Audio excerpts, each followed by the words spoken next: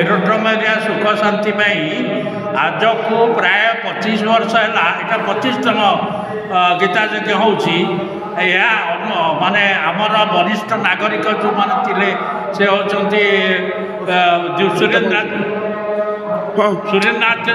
द्विवेदी का आनुकूल्य आज की माने अन्य जगार अन्य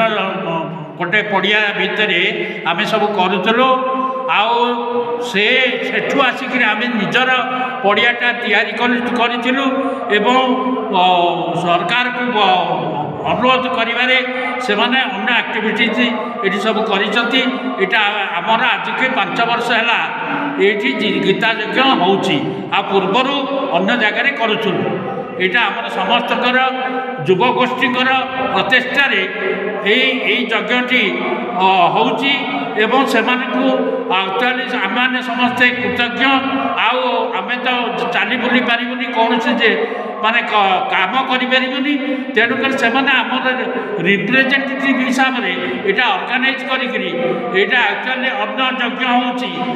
3-4 दिन प्राय समस्त भूरी भोजन दि जाए आज हूँ तार पूर्णाहुति दिन एवं से पूर्णाहुति दिन आउ समस्ते एकत्रित होती प्राय 1500-2000 लोक सामूहिक भाव एरिया भितर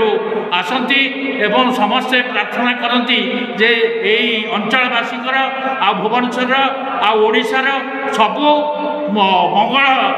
कामना करी आम यज्ञटी करुचु एवं यह एक माने कौन गोष्ठी नुहे केवल आमर एमान प्रचेषार आउ कौन माने पार्टी पॉलिटिक्स रे आम नाऊ तेणुक यहाँ गोटे माने सहयोग करती एवं समस्ते दान पुण्य दियंती एवं पूर्णाहुति दिन एकत्रित होकर सब ईश्वर निकट प्रार्थना करती गीते जे ये अंचल बासिंदा मानकर सुख शांति हो सुख शांति रहतु अन्य मानू माने कथा जे एटा गोटे तीर्थस्थान भाई आम यही यज्ञटी रही वर्षे थे आम यहाँ करूँ एवं ता मार्गशीर मासर पूर्णमी दिन पूर्णाहुति हुए एक फंक्शन भाई आम फंक्शन भाई नहीं था मुझे भवानी शंकर दास मंत्र एरिया जड़े मेम्बर मुझार आई अनुष्ठानटा आमर 26 वर्ष है यहीटा को मिसेले 26 वर्ष वाला आम ये गीता यज्ञटी करूँ ये गीता यज्ञ कर मेन उद्देश्य है शांति आ मैत्री भाव को लेकिन आम जिनसा करुचु आठी आमर प्रेसिडेंट जी अच्छा जी आमर यहाँ को अनुष्ठान को प्रथम आरंभ करते ना है परशुराम द्विवेदी जी कि आजिका डेट्रे 92 वर्ष सी आमठू भी तेजियान अच्छा सी आमको प्रेरणा देते जे आगामी केमी जिनसटा आगू उत्तर उत्तर उन्नति हम सी आमको प्रेरणा दे आउ रहा सेक्रेटरी आमर अच्छा तापस कुमार दले जी कि आमको पछाड़ व्याख्यान दिखती जो फंडिंग ये सब सी करते आईठार आमर